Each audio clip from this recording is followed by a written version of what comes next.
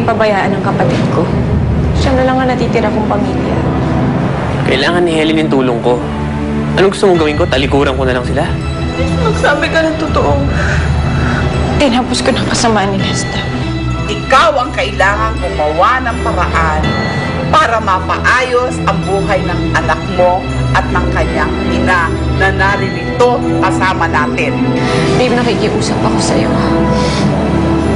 Huwag mo sasabihin kay Nino na nakulong ako dito, ah. Mangako ka. Nandito lang ako. Kahit patungkol to kay Helen, I'm willing to listen. Gusto kong maging masaya kayo. Ngayong tapos na ang lahat. Umalis ka na at huwag ka nang babalik dito. Kung talagang mahal mo ako, gawin mo na lang kung ano gusto mo.